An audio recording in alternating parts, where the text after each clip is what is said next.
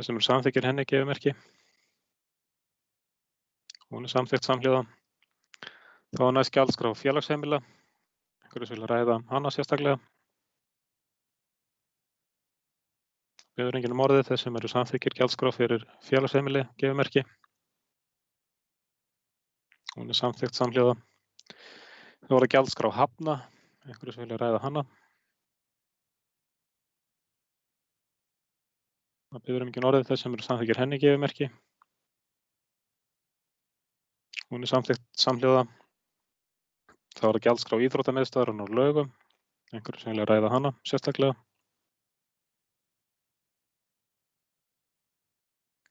Það biður enginn orðið. Þeir sem samþykkir henni gefur merki.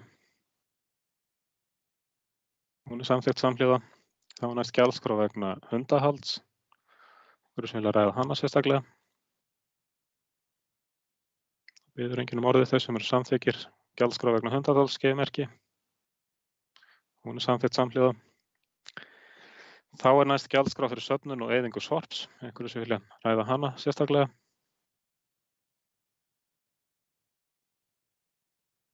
Það biður enginn orðið. Þetta kannski svo gjaldskrá sem breytist hvað mest vegna breytinga á sorpsöfnun hérna sem náttúrulega tilkomin vegna bara breytinga á reglugerðumhverfinu og það eru miklar og margar breytingar í farvatninu varðandi eyðingu sorps á komandi árum. En þeir sem geta samþykkt gjaldskrá, vilt þú taka Anna, gjörðu svo vel ef þú vilt ræða? Já, ágætu sveitarstjórnarmenn og aðrir áhorfendur eða áheyrendur. Mér langar bara svona kannski aðeins bara já, ég skil vel að þetta það sem bara koma skal, að svona þetta en mér bara þykir bara rosalega miður hvað þetta alltaf hækka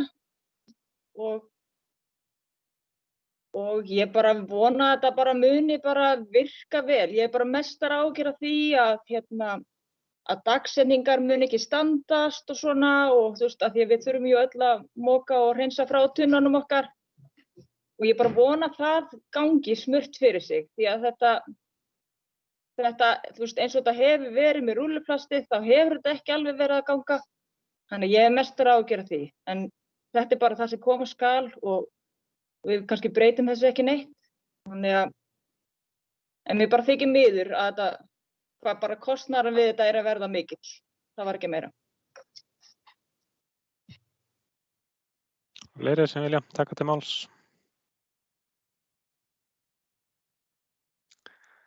Svo virðist ekki vera, en þeir sem eru samþykkir gjaldskrá fyrir söfnun og eyðingu sorps gefur merki. Hún samþykkt samhliða. Þá næst gjaldskrá fyrir söfnun og eyðingu dýraleyfa.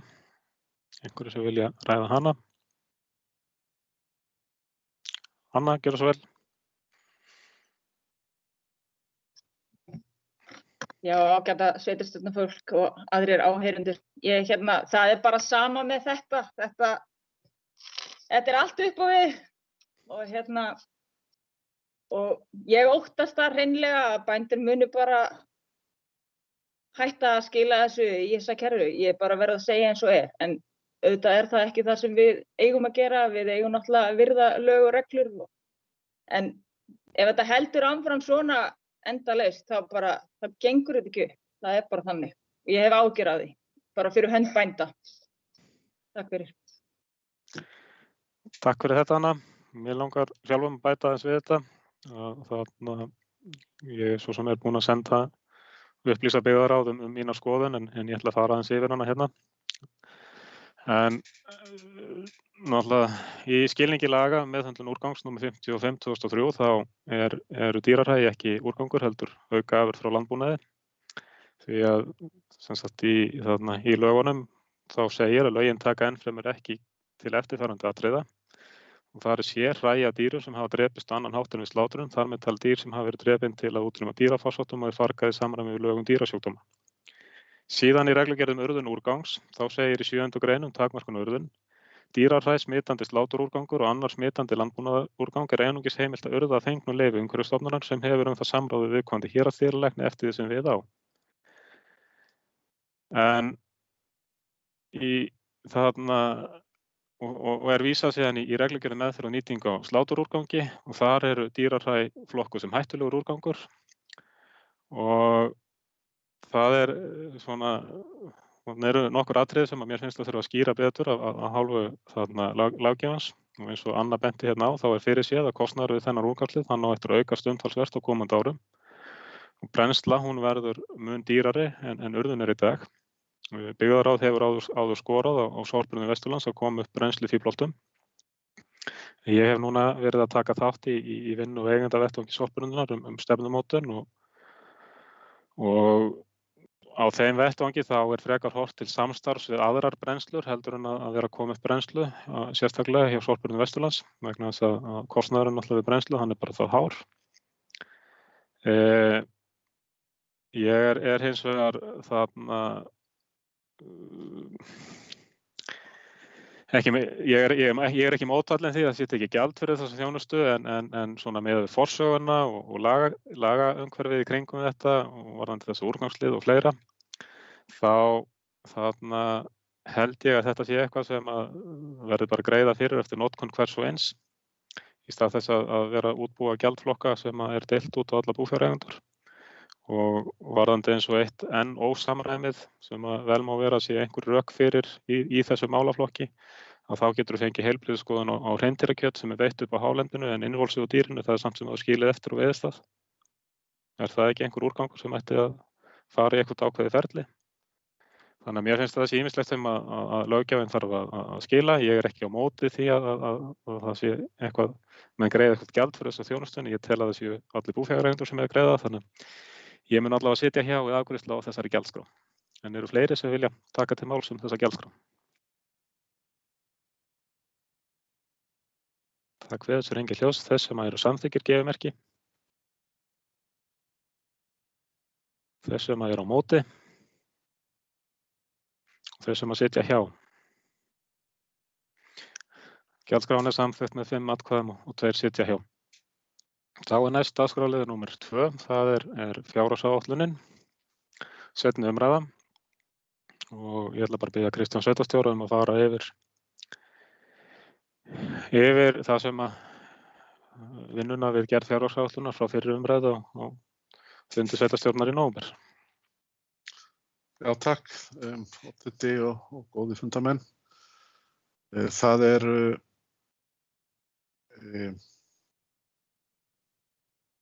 á milli umræðna þá hefur byggðaráð skoðað fjárhagsáætlunina og leggur til að það séu gerðar breytingar og þessi breytingartillögur eru að fjárfestingar á næsta ári hækkjum 1,5 milljón vegna sorphirðu og þetta komið til að út frá þeirri niðurstöðu að stækka endurvinnslu sorpílát í dreifbýlinu. Þetta viðbótarkostnaður vegna þess en sem fjárfestingarkostnaður. Og síðan að rekstrarliðið hækki um 4,3 milljónir tæpar og breytingarnar þar eru vegna þess að við nánari skoðun á áætlunum þá talið nauðsynlegt að hækka þjónustusamninga sem nemur hækkun launa því að stærstu hlutin í þessum þjónustusamningum flestum sem eru með eru jú vegna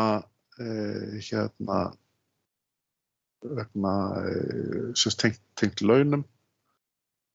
Launakostnaður stór hluti af því. Það hækkun á verðskrá Heilbrigðiseftirlits Vesturlands. Það örlítil greiðsla sem að hækkar A-hluta en lækkar B-hluta, framlag til B-hluta vegna meiri kostnaður í kringum Silfurtún. Það hækkun á stafrænni þjónustu sem nýtt verkefni, sameiginlegt verkefni með öllum sveitarfélögum á landinu, sem þýðir það að stafrænar lausnir, það sé ekki hvert og eitt sveitarfélag í sínu horni að vinna að þeim, heldur þetta sé sameiginlegt. Nú síðan er sett inn jólagjafir til starfsmanna sem hafi fallið út, aðrar húsaleigugreiðslur, þetta greiðslur hjá skólanum vegna íþróttamála og síðan hækkun á sameiginlegum kostnaði sem bæði vegna tölvukaupa og síðan vegna breytinga í launakostnaði. Þetta sem breytingarna sem lagt til, en mér langar kannski að fá að segja áætlunina í heild og eins og kemur fram í greinargerð sem fylgir áætluninni að það mikil óvissa í henni vegna COVID-19 og þeirra áhrifa sem að farsóttin hefur á efnahagsástandið. Við erum að vissu leyti betur stödd núna heldur en á síðasta ári, að núna liggja allir kjarasamningar fyrir. Það var ekki þegar var verið að gera fjárhagsáætlun fyrir árið í ár. Það að vissu leyti ennþá óvissa sem snýr að Silfurtúni vegna breytinga á vinnutíma vaktavinnu fólks, hvernig það mun nákvæmlega koma út og það verður ekki orðið skýrt fyrir á næstu mánuðum. Við vonum samt að hafi tekist að áætla fyrir taka tillit til þeirrar óvissu. Nú í áætluninni núna gert ráð fyrir afgangi upp á 12,1 milljón en ég vil koma þeirri skoðun minni á framfæri að ég held að vegna óvissunnar þá getum við allt eins átt von á því að þessi afgangur verði ekki það sem við stöndum uppi með í lok næsta árs, heldur að við munum þurfa að breyta áætluninni með viðaukum á næsta ári og það sé þá miðað við núverandi óvissu, jafnvel meiri líkur á að árið koma út í halla heldur en afgang, þó svo að þetta vonir maður það besta og vonist til að uppsveifla verði fljótlega á næsta ári og sem að mun þá skila sér í tekjum til sveitarfélagsins. En helstu niðurstöður í fjárhagsáætlun eru þær að rekstrarniðurstaða A og B hluta saman verður jákvæð 12,1 milljón eins og ég sagði áðan og rekstrarniðurstöður A hluta eingöngu jákvæð 11,6 milljónir. Heildareignir samstæðunnar eru áætlaðar að verði 1,6 milljarður króna í lok árs 2021. Skuldir og skuldbindingar verði 725 milljónir króna og eigið fé 839 milljónir króna. Áætlað veltufé frá rekstri A-hluta eru 44,2 milljónir eða 5,5%, sem mætti vera lágt, ekki nógu hátt en það bara staðan núna. Og áætlað veltufé frá rekstri A og B-hluta saman eru 60,9 milljónir sem 5,9% af heildartekjum. Áætlaðar fjárfestingar á árinu eru samtals að upphæð 145,5 milljón króna. Og þar langstærsti hluturinn kostnaður vegna íþróttamannvirkja, síðan það kostnaður vegna sorphirðu, það kemur þar á eftir. Fráveitu, þó vil ég taka fram að það sem sett vegna fráveitu, það mun ráðast af því hvort að við fáum ríkisframlag vegna fráveituframkvæmda eða ekki. Þetta framlag sem var ákveðið í byrjun þessa árs, eða í mars, að ríkið myndi koma með til fráveituframkvæmda sveitarfélaga en það liggur enn ekki fyrir hvernig þessu verður útdeilt. Þannig að það verður að hafa fyrirvara á því. Nú fyrir utan þetta svo framlög til gatnagerðar og Silfurtúns og svo ýmissa smærri verkefna til viðhaldsegna, en við erum þó svo að upphæðin sé þetta há, að þá gerir fjárfestingaráætlunin ráð fyrir mun færri verkefnum á næsta ári heldur en var á yfirstandandi ári. Nú að öðru leyti gert grein fyrir einstökum málaflokkum í greinargerðinni og ég vil taka fram að síðan skjal líka í fullagögnum þar sem fjárhagsáætlun sjálf fyrir árið 21 og svo til og með ársins 24. Það kann að vera að það sé einhver mismunur á upphæðum annars vegar í greinargerðinni og áætlunarskjalinu sjálfu og þá það tölurnar í áætlunarskjalinu sem það sem gildir. Takk fyrir þetta, Kristján. Eru fleiri sem vilja ræða fjárhagsáætlun? Skúli, gjörðu svo vel. Oddviti, góðir fundarmenn. Ég langar aðeins að stikla á nokkrum orðum. Ég mun að byrja að þakka stjórnendum mínum í byggðaráði fyrir gott samstarf við vinnu á þessari fjárhagsáætlun, einnig starfsfólki og deildarstjórum sveitarfélagsins.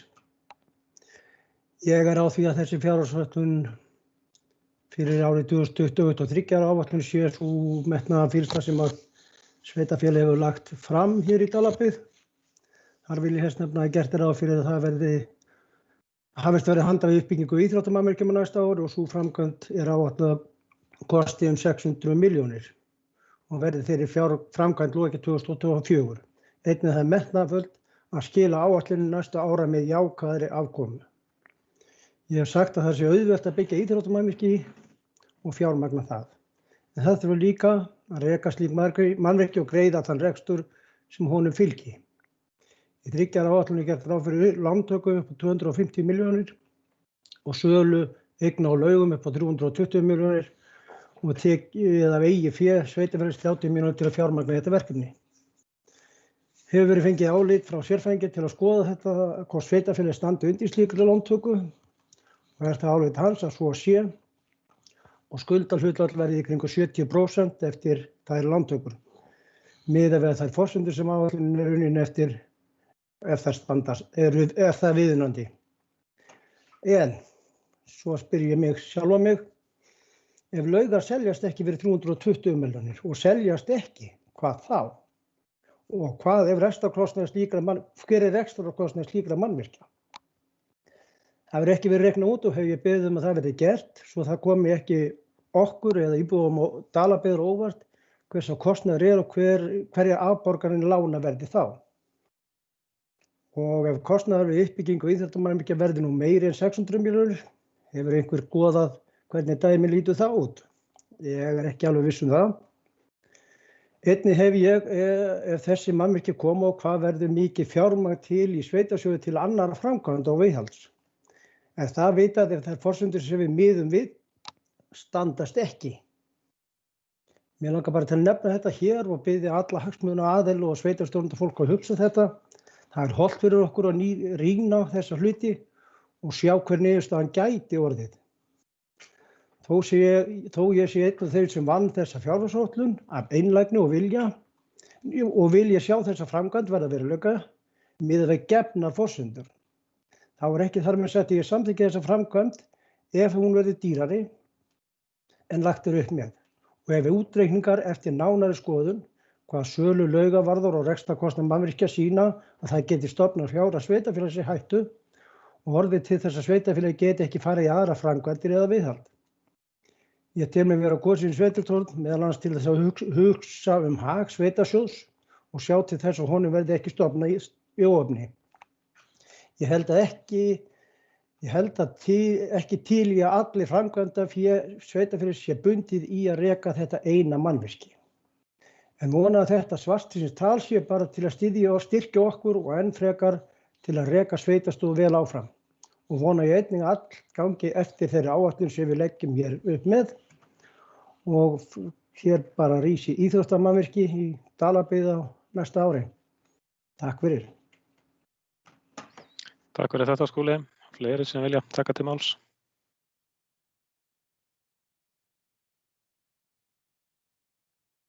Það biður enginn orðið, þá byrjum við að taka til afgreiðslu breytingatillögur byggðarráðs.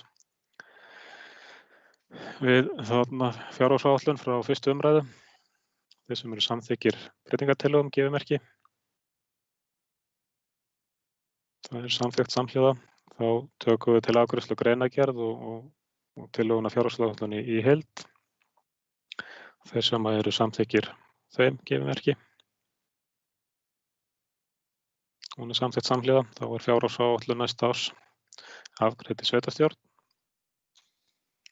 Þá næsta mál á dagskrá, það dagskrárliður 3, það erindisbréf atvinnumálanefndar, en það liggur hér fyrir í fundadrögum, drög að erindisbréfi fyrir atvinnumálanefnd, einhverju sem vilja ræða það.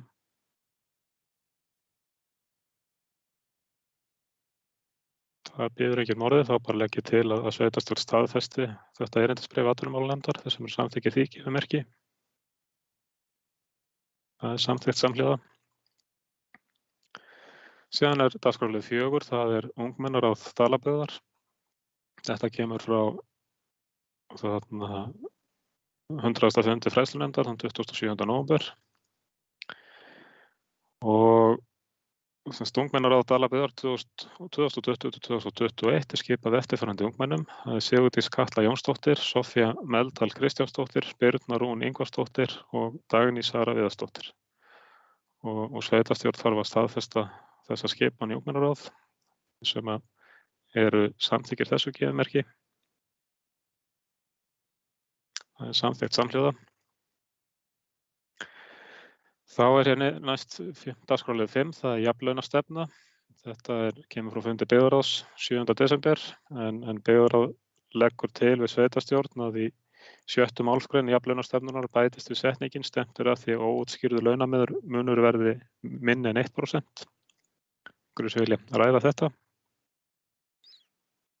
Stóð rétt upp rafræna hönd, Kristján, eða ekki? Jú, ég rétt hann upp, en það var bara að því sem að ég var ekki viss hvort að inngangurinn væri þarna, en þú varst með hann, þannig að það var allt í lagi, takk. Ég var búinn að ná mér innganginn, hann vantaði uppalega, en sveitarstjórn þarf að staðfesta þetta. Þeir sem eru samþykkir þessari tillögu byggðarráðs varðandi þarna jafnlaunastefnu gefimerki. Hún samþykkt samhliða. Þá mál næst dagskrárliður 6, það umsögn vegna breytingar aðalskipulagi Reykhólahrepps og þetta kemur frá umhverfis- og skipulagsnefnd sem gerir ekki athugasemd við breytingu aðalskipulagi Reykhólahrepps. Einhverju sem vilja ræða þetta?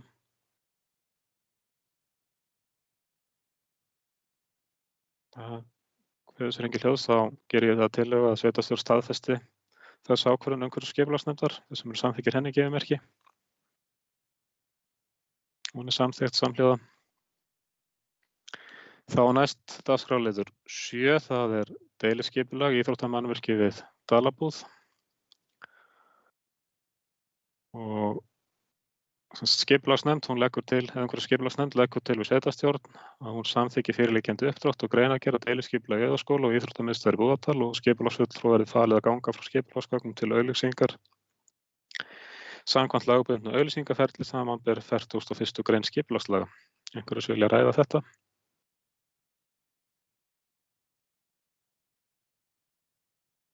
Biður enginn orðið, þá bara tillaga mín að sveitarstjórn staðfesti þessa tillögu frá umhverfis- og skipulagsnefnd, þess sem samþykkir henni gefimerki. Hún samþykkt samhliða. Þá hér næst dagskrárliður 8, það tillöga viðauka við landsskipulagsstefnu. En þetta mál var tekið fyrir hjá umhverfis- og skipulagsnefnd og sveitarstjórn getur umhverfis- og skipulagsnefnd, hún gerir athugasemd við grein 616 sem skilgreiningu óbyggðra víðerna. Nefndin leggur til að sett verði lágmarksstærðarmörk á skilgreininguna samanber lög náttúruvernd og einnig að miðað verði við lágmark 10 km en ekki 5. Jafnframt telur umhverfis- og skipulagsnefnd augljóst að á þeim jörðum sem búið á sé miðað við landamerki en ekki mannvirki, þannig að ekki sé hægt að skilgreina jarðir sem sannarlega eru byggðar sem óbyggð víðerni. Þar sem þannig háttar til að tiltekið svæði falli inn á fleiri en eitt aðalskipulagssvæði skal samráð haft milli sveitarfélaga um skilgreininguna. Einhverju sem vilja ræða þetta mál sérstaklega?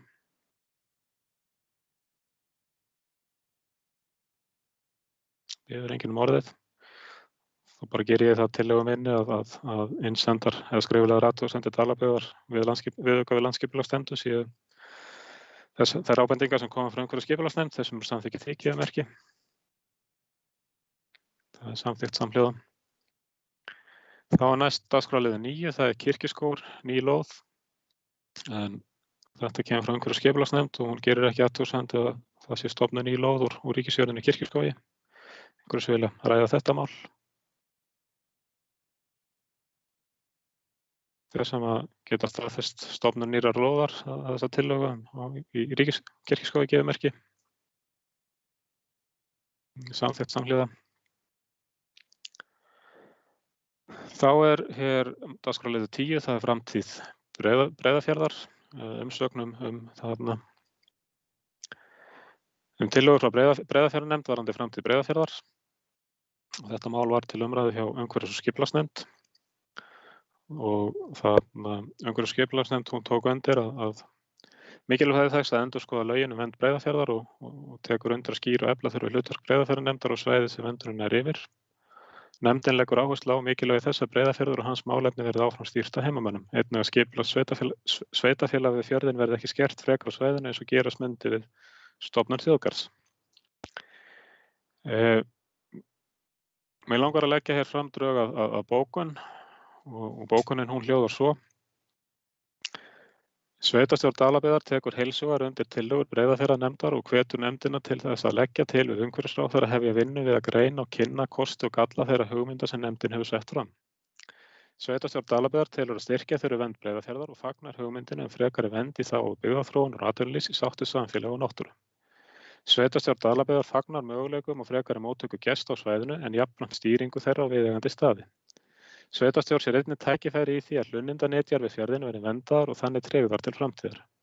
Jafnframt leggur sveitarstjórn áherslu á að aukinni vernd tefji hvorki né stöðvi nauðsynlegar vegabætur á svæðinu enda skipta samgöngur höfuðmáli fyrir lífsviðurværi við fjörðinn.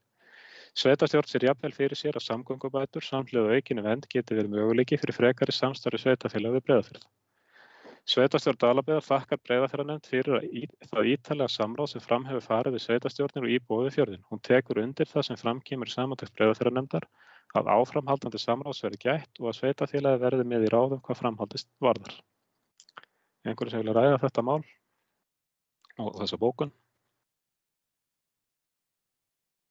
Það biður enginn orðið. Þess sem eru samþykkið þessari bókun gefur merki. Hún samþykkt samhliða. Þá næst dagskrárliður 11, það samþykkt meðhöndlun úrgangs í Dalabyggð en þetta núverandi samþykkt frá árinu 1995 og orðin úrelt og það þarf að setja nýja samþykkt vegna breytt fyrirkomulags og söfnun á úrgangi. Og það liggja hér fyrir í fundagögnunum drög að nýrri samþykkt meðhöndlun úrgangs sem að byggðarráðið er búið að samþykkja. Einhverjir sem vilja ræða þetta mál sérstaklega?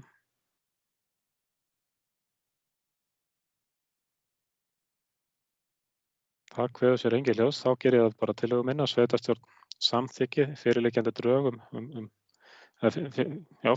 drögum nýja samþykkt vegna meðhöndlun úrgangi. Þeir sem samþykki því gefur merki. Það er samþykkt samhliða. Þá vil ég biðja Ragnheiði Pálsdóttur að taka við stjórn fundarins og ég ætla að víkja fund undir næstu 2 dagskrárliðum. Sveitarstjórn og aðrir fundamenn. Næst það dagskrárliður 12. Það er skógrækt á jörðinni Ásgarði í Hvammsveit. Úr fundargerð 110. fundar umhverfis- og skipulagsnefndar 4.12.2020. Dagskrárliður 6. Skógrækt á jörðinni Ásgarði í Hvammsveit. Úr fundargerð 107 fundur umhverfis- og skipulagsnefndar 4.9.2020. Dagskrárliður 3. Skógrækt á jörðinni Ásgarði í Hvammsveit. Skuggasteinn EHF áformar að hefja skógrækt í landi Ásgarðs í Hvammsveit og óskar eftir aðstöðu Dalabyggðar hvort krafist verði framkvæmdarleyfis í samræmi við reglugerð nr. 77/2011. Þess að stækka þetta og gengur kannski betur að lesa þetta. Með vísun í 4. grein reglugerðarinnar framkvæmdarleyfi umrædd framkvæmd leyfisskyld sem felur í sér að leita þar umsagnar viðeigandi stofnana. Auk þess þörf á samþykki eiganda aðliggjandi jarða. Afgreiðslu erindis frestað þar til niðurstaða og stjórnsýslukæru liggur fyrir. Nefndin samþykkir erindi með tilliti til nýrrar flokkunar á landbúnaðarlandi í drögum og endurskoðun á aðalskipulagi Dalabyggðar 2004-2016 en landið fellur undir flokk 2 og 3 samkvæmt þeirri skilgreiningu. Einnig þarf að grenndarkynna framkvæmdina fyrir aðliggjandi jörðum og leita eftir umsögnum frá viðeigandi stofnunum. Eitthvað sem vill eitthvað ræða Ásgarð? Eitthvað sem vill ræða þetta mál? Nei. Þá bara bið ég þá að gefa merki sem að geta samþykkt framkvæmdarleyfi fyrir skógrækt á jörðinni Ásgarði í Hvammsveit. Þeir sem geta samþykkt að gefa merki. Það eru 1, 2, 3, 4, 5 sem eru samþykkir. Þeir sem eru á móti enginn sem situr hjá. Það er það er Anna Berglind. Ok. Þá er það dagskrárliður númer 13. Umsókn framkvæmdarleyfi skógrækt Neðri Hundadalur úr fundargerð 110. fundar umhverfis- og skipulagsnefndar 4.12.2020, dagskrárliður 8. Umsókn framkvæmdarleyfi skógrækt fyrir skógrækt á jörðinni Neðri Hundadalur. Nefndin vísar í afgreiðslu máls númer 2004-002 og fellir málið niður. Er einhver sem vill ræða þetta mál? Sveitarstjóri, gjörðu svo vel. Já, þetta er góður fundarmenn. Þetta mál var tekið upp í nefndinni aftur í ljósi úrskurðar sem féll í úrskurðarnefnd auðlinda og umhverfismála og hafði með í því tilviki fannst mér úrskurðurinn að jörðunum Hóli í Hvammsveit og Stóra Langadal á Skógarströnd. Þess umsókn Neðri Hundadals skógræktarleyfi er alveg sambærileg og þyrfti því að afgreiðast á sama hátt. Það er sem sagt það er búið að leita umsagnar Minjastofnunar og Umhverfisstofnunar líka í þessu tilviki og alveg á sama hátt eins og búið var að gera. Það var búið að leita umsagnar Minjastofnunar varðandi Hól og Stóra Langadal. Og ég vil þess vegna koma með tillögu að afgreiðslan sem snýr að Neðri Hundadal verði sambærileg eins og afgreiðslan var fyrir Stóra Langadal og Hól og tillagan er svohljóðandi með vísan í úrskurðarnefndar umhverfis- og auðlindamála í máli númer 23/2020 samþykkir sveitarstjórn að veita framkvæmdarleyfi vegna skógræktar í Neðri Hundadal að undangenginni grenndarkynningu. Við framkvæmdina skal tryggja að ekki sé gróðursett nær skráðum fornminjum en 15 metrar.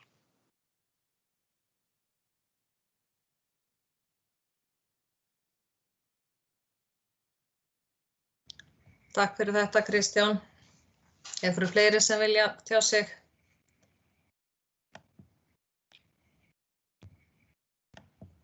Það er ekki. Þá ætla ég að biðja þá sem að samþykkja tillögu Kristjáns að gefa merki. Hún er samþykkt með öllum atkvæðum. Eyjólfur, gjörðu svo vel. Þá er næst dagskrárliður númer 14 sem heitir öryggismerkingar vegna vetrarþjónustu á umferðarminni vegum í Dalabyggð. Það liggur hér fyrir fundargögnum tölvupóstur frá Garðari Vilhjálmssyni á Skarðsstöðum þar sem hann óskar eftir svörum vegagerðarinnar vegna vegstika og Klofningsvegi og eins liggur frammi tölvupóstur frá Sigrúnu Hönnu Sigurðardóttur vegna ferðar á Klofningsvegi. Það barst svar frá svæðisstjóra vegagerðarinnar á Vestursvæði í tölvupósti 9. desember og ég ætla að lesa svarið bara hér upp. Við gerum okkur grein fyrir því að það afturför fyrir þennan vegakafla þar sem hafa verið stikur beggja vegna nú séu einungis stik að öðrum megin á veginum. Staðan nú þannig að við erum með ansi umferðarmikið vegakerfi og þurfum því að fylgja þeim reglum af viðmiðum sem sett eru til þess að fara sem best með fjármagni hverju sinni.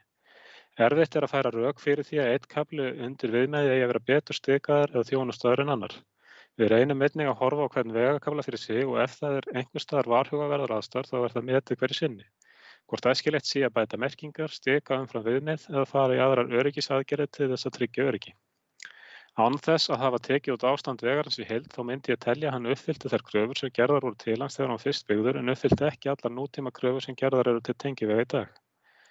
Núverandi fjárveitingar í þjónustu og viðhaldi malarvega bjóða ekki upp á það að farið sé í heildar lagfæringar á vegfláum og öryggisvegum samhliða styrkingu og endurmótun þeirra. Ef það eru einhverjir staðir sem þú hefur sérstakar áhyggjur af varðandi umferðaröryggi þá að gera að koma þeim ábendingum á framfæri og þær ábendingar verða skoðaðar sérstaklega og teknar fyrir samanber kaflinn frá Skerjavöllum. Það að koma vegakerfinu í það stand að það uppfylli kröfur nútímans til umferðaröryggis stórt og mikið verkefni sem við erum þó að vinna í á hverju ári en yfirleitt eru umferðarmeiri vegir í forgangi samanber Hringveginn, Vestfjarðaveg og Djúpveg en við reynum þó ávallt að bregðast við sérstaklega hættulegum aðstæðum hratt og örugglega þegar við fáum ábendingar.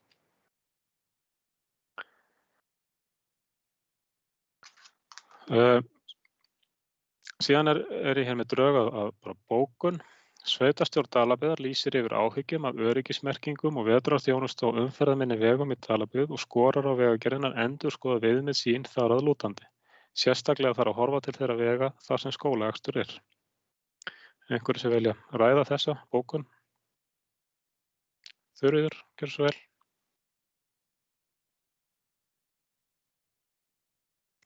Oddviti og fundamenn, ég bara að taka alveg heilsugar undir þessa bókun. Þetta sköpuðu stórhættulegar aðstæður á Klofningsvegi í morgun. Skólabíllinn fór á stað og var svo stopp út af hálkunni. Og það bara lágmarkskrafa að það sé eftirlit á þessum vegum og það sé sandað. Það sé ekki verið að fara með börn út í svona aðstæður. Ég var sjálf að ferða þarna í gær, voru 3 þungaflutningabílar þarna og þeir voru allir keðjaðir. Það var það mikil hálka þarna líka í gær. Og bara árið 2020 og minnst lágmarkskrafa öryggi vegfarenda sé tryggt, hvort sem heldur með eftirliti stikum, söltun eða öðru. Við mást bara spyrja sig, líf íbúa við tengivegi minna virði en annara? Takk fyrir. Takk fyrir þetta, Sigrún. Svo líka rétt að minna á bara bókun sveitarstjórnar frá því fyrr á þessu ári þar sem við skoruðum á sveitarstjórn Nei, við skoruðum ekki sveitarstjórn, við skoruðum á vegagerðina að fara í tilraunaverkefni með að leggja klæðningu á Klofningsveg. En einhverju fleiri sem vilja taka til máls varðandi þessa bókun? Ragnheiður, gjörðu svo vel. Sveitarstjórnarmenn og aðrir fundamenn. Ég þarf stundum að fara þennan veg eins og aðrir hérna og vil bara taka algjörlega undir áhyggjurnar sem snúa að þessu og vil benda á að þarna við Skerðingsstaði þar nú til dæmis bara hættulegt að fara þó það sé blíðskaparveður og sumar. Þó það sé ekki kannski hálka og vond skyggni líka sko. Þannig ég tek bara undir með Garðari og bókuninni þinni Jólfur. Takk. Fleiri sem velja taka til máls. Kristján, gjörðu svo vel. Já, takk oddviti og góðir fundamenn. Það bara mjög mikilvægt og það sem að við höfum gert núna, ég vil taka undir byrja á því að taka undir allt það sem hefur verið sagt hér. Og þegar að það mjög mikilvægt að tryggja það að eftirlit sé til staðar og það sé brugðist við og í kjölfar þessar stöðu sem skapast í morgun þá höfum við fylgt því eftir og hnykkt á því að verklaginu sé fylgt eftir og en sömuleiðis náttúrulega þarf líka og ég hef rætt það við skólastjóra að þessi tekin umræða við það sem snýr á skólaakstri með skólabílana að alltaf þegar kemur það verður alltaf að vera mat óhætt að fara eða ekki. Við Það kannski upplýsingarnar frá vegagerðinni er kannski ekki nógu skýrar, en þá verður það að meta stöðuna hverju sinni og það treystum við náttúrulega mönnum til þess að gera. En þetta er mjög mikilvægt að fylgja þessu eftir og það er mikill stuðningur í því að þegar þessi umræða fer fram að hafa svona niðurstöðu frá sveitarstjórn. Takk. Takk fyrir þetta, Kristján. Fleiri sem vilja taka til máls?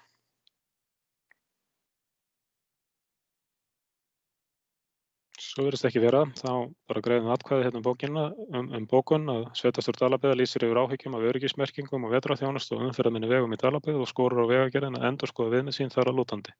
Sérstaklega þarf að horfa til þeirra vega þar sem skólaakstur er. Þessum er samþykki þessu gefið merki. Samþykkt samhljóða. Þá er næst dagskrárliður 15. Það er samstarf við leigufélagið Bríet og kannski bara biðja Kristján sveitarstjóra eða Skúla formann byggðarráðs að reifa þetta mál. Hvor ykkar vill grípa orðið? Skúli, gjörðu svo vel. Já, góðir fundarmenn. Það kom erindi til sveitarstjórnar að hvort að Dalabyggð væri tilbúin að fara í samtalsverkefni við Bríet og Húsnæðis- og Mannvirkjastofnun eða ekki samstarf, heldur langar þeim til að byggja parhús í Búðardal og hvert það væri til lóð og sveitarfélagi hvert að það geti ekki séð að hafa klára lóð og við erum sem sagt eitt af 4 tilrauna sveitarfélögum til þess að fara í þetta verkefni. Við áttum fund með þeim á þriðjudaginn síðasta byggðarráðið og okkur leist náttúrulega afskaplega vel á þetta, við fá fleiri íbúðir. Þessar íbúðir eru hugsaðar til þess að fara bara á almennan leigumarkað, engin viðmið með laun eða annað í því sambandi og nú er bara hvort að sveitarstjórn staðfestir eða samþykkir að fara í þetta samstarf og þurfum við þá bara ekkert að gera nema bara vera klárir bara með þessar lóðir. Þú kannski bætir eitthvað við þetta, Kristján? Takk. Takk fyrir þetta, Skúli. Gjörðu svo vel, Kristján. Já, takk, Oddviti og góða fundarmenn. Já, þetta er eins og Skúli hefur farið yfir, þá hefur þetta samtal átt sér stað á milli Bríetar og Húsnæðis- og Mannvirkjastofnunar og Dalabyggðar. Það reyndar byggðarráð var búið að samþykkja að óska eftir þessu samstarfi við Bríet og senda erindi þess eðlis og það gerist nánast bara sama dag að það var haft samband frá Húsnæðis- og Mannvirkjastofnun þetta verkefni og þá var sem sagt erindi farið til Bríetar en Húsnæðis- og Mannvirkjastofnun sem hafði samband við okkur hafði ekki séð það erindi, þannig að menn voru bara að hugsa sama hlutin á sama tíma. En þetta er mjög spennandi og ég vona að sveitarstjórn sé sömu skoðunar og eins og byggðarráð hefur lýst í sínum samþykktum og eins og Skúli segir þá eru engar skuldbindingar af hálfu sveitarfélagsins. Sveitarfélagið þarf jú að sjá til þess að sé til lóðir en það eru til lóðir fyrir svona hús. En þetta snýst ekki það að sveitarfélagið sé að leggja til lóðir heldur en að það verður greitt fyrir þær bara eins og hverja aðra lóð, húsið byggt og síðan mun leigufélag Bríet kaupa leigufélagið vill gera samstarfssamning við byggingaraðila og gera þetta í samstarfi við sveitarfélagið, horfið til þess að sveitarfélagið sé fulltrúi Bríetar á staðnum og þegar að húsin eru tilbúin að þá kaupir leigufélagið Bríet húsin og setur þau inn í leigu eftir sínu skipulagi. Þannig og eins og Skúli sagði þeir eru að byrja með þessa tilraun. Við erum eitt af 4 sveitarfélögum í þessu. Þannig að bara vonandi þess að maður geti gengið vel og haldið áfram. Takk fyrir þetta, Kristján. Fleiri sem vilja taka til máls?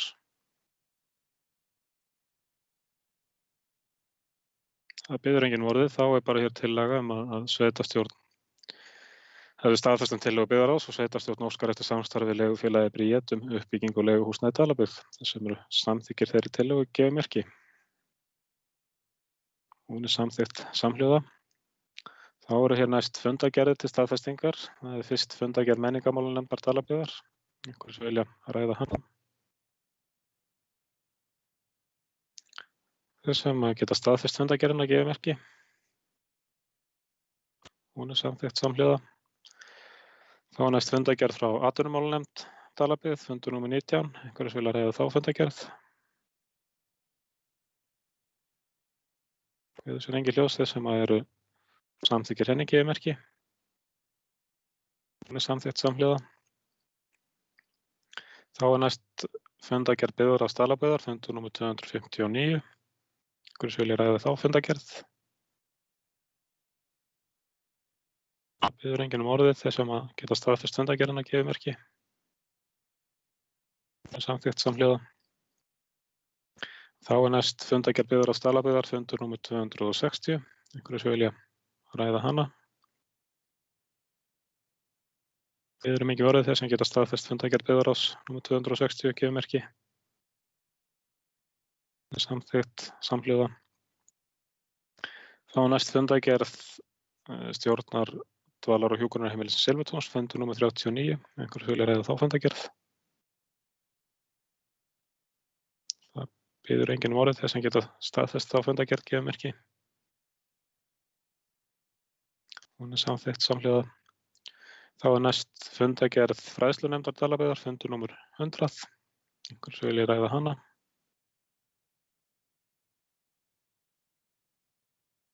Það biður enginn orðið, þeir sem eru samþykkir henni gefa merki. Hún samþykkt samhljóða. Og þá það næst fundargerð umhverfis- og skipulagsnefndar, fundur númer 110. Þeir sem einhverjir vilja ræða hana sérstaklega. Það biður enginn orðið, þeir sem eru samþykkir henni gefa merki. Hún samþykkt samhljóða. Þá næst fundargerð öldungaráðs.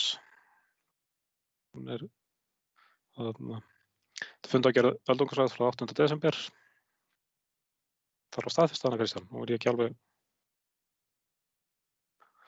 Þeir sem Já, það þarf að staðfesta eins og fundargerð öldungaráðs og ungmennaráðs. Já. Þeir sem einhverjir sem vilja ræða hana. Þeir sem geta staðfest fundargerð öldungaráðs gefa merki. Hún samþykkt samhljóða. Þá eru næst fundargerðir til kynningar. Það eru fundargerðir stjórnar Sambands íslenskra sveitarfélaga. Það fundargerð frá 20. nóvember. Einhvers vill ræða hana.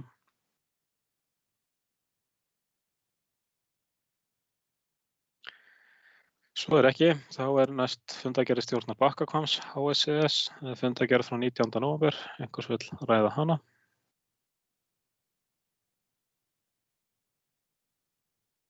Það biður enginn orðið.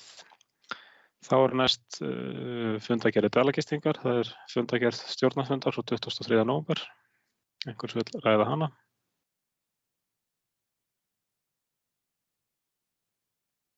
Það biður enginn orðið. Þá næst fundargerð ársfundar Jöfnunarsjóðs sveitarfélaga. Það áskýrsla sem liggur hér frammi. Einhverjir sem vilja ræða hana. Kristján, gjörðu svo vel. Já, takk, oddviti, góða fundar minn. Ég vildi bara, það tengist ársfundinum að því að þar kom fram sem að þið hefur náttúrulega öll séð í fjölmiðlum þar sem að samgöngu- og stjórnarráðherra upplýsti kröfur Reykjavíkurborgar á hendur Jöfnunarsjóðs sveitarfélaga upp á, ef ég man eftir 8,7 milljarða. Og eins og ráðherra upplýsti á fundinum og hefur komið fram í fréttum að þá þetta, þó svo að Reykjavíkurborg setji þetta fram sem kröfu á hendur ríkinu, að þá það ekki þannig, heldur þetta krafa á Jöfnunarsjóð og það myndi liggja fyrir að ef að þessi krafa stæðist þá kæmi það einfaldlega bara niður á jöfnunarsjóðinn. Framlög úr honum myndi minnka verulega. Þannig að þetta vissulega mjög alvarlegt og myndi breyta forsendum verulega og eins og kemur fram í fundargerð 260. fundar byggðarráðs, þá lá þar fyrir samþykkt frá sveitarfélaginu Skagafirði, þar sem var áskorun á Reykjavíkurborg út af þessu máli og byggðarráð samþykkti að gera þá áskorun að sinni, þannig að þá mun hún verða send núna eftir þannig fund til Reykjavíkurborgar og ráðuneytis. En þetta myndi hafa mjög alvarlegar afleiðingar fyrir jöfnunarsjóð. Þetta kom sem sagt skýrt fram á þessum fundi. Takk fyrir þetta, Kristján. Ég langar líka að bæta eins við þetta. Ég heyrði að sá einhver stór umfjöllun í fjölmiðlum þetta mál atriði sem þarf líka að halda á lofti, því að ég man rétt þá eru framlegin úr jöfnunarsjóð, þau eru skilyrt að hluta til við það hvernig álagning gjalda í sveitarfélögum. Ekki rétt, jú. Að í Reykjavík þá leggur Reykjavíkurborg ekki hámarks fasteignagjöld á íbúðarhúsnæði, en þau leggja hámarks fasteignagjöld á allt atvinnuhúsnæði. Þannig að þar ákveðin mismunur með við flest önnur sveitarfélög og hið opinbera á náttúrulega hlutfallslega langmest af atvinnuhúsnæði í Reykjavík. Þannig að ég verð eiginlega alveg að viðurkenna það að ég lýsi svolítið vonbrigðum með þetta mál og mér finnst Reykjavíkurborg svolítið vera að setja sig upp á móti öllum hinum. En það náttúrulega bara það dómstóla að leysa úr þessu máli. Einhverju fleiri sem vilja ræða málið?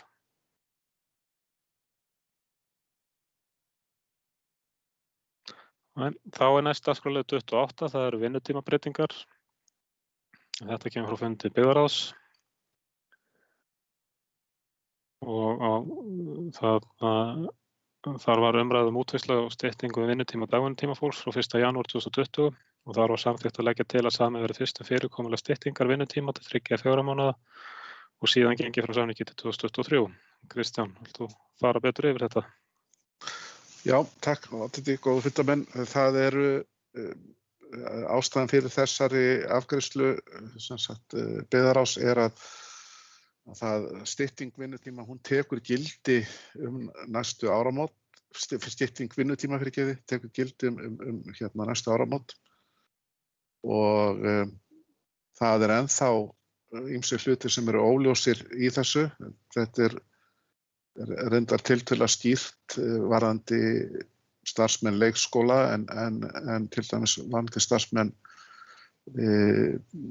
þá ekki að tala starfsmenn grunnskóla, þá ekki að tala kennara heldur semst aðra starfsmenn að þá það þeir margir hverjir þegar komnir með töluvert mikla styttingu á sínu vinnutíma í formi fría eins og til þess kringum jólaáramót en það liggur ekki fyrir hvernig skuli farið með þessi frí.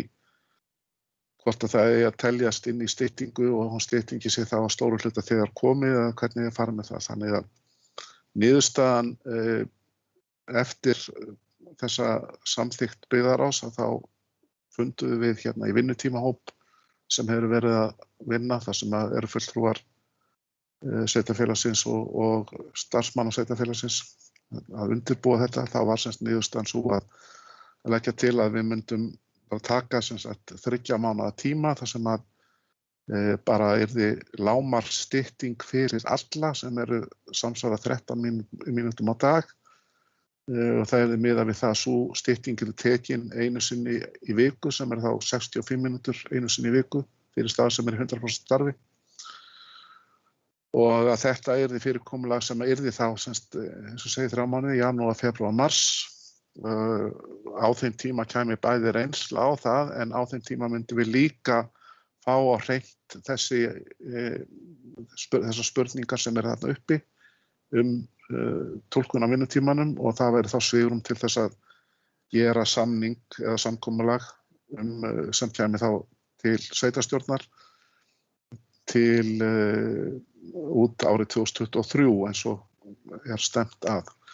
En ég lít svo á að þar sem þetta ekki aðgerð sem á að hafa neitt auka kostnað í för með sér og þar sem við erum eingöngu að horfa til 3 mánaða, þá sé þetta mál sem að byggðaráð geti afgreitt fyrir hönd sveitarfélagsins á fullgildan hátt.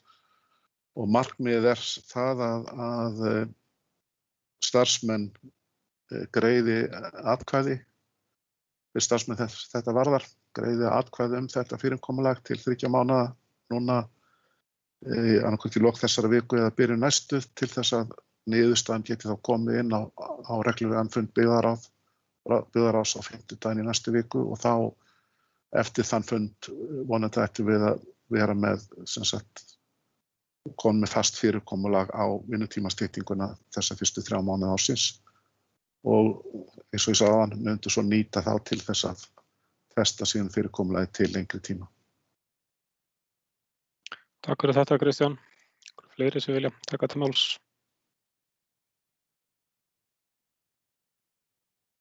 Takk fyrir þessu engin hljóðs. Þá næsta dagskrárliður 29. Það eru viðbrögð Dalabyggðar vegna heimsfaraldurs af völdum COVID-19. Það liggur hér fyrir minnisblaði í fundagögnum. Hverju sem vilja ræða það.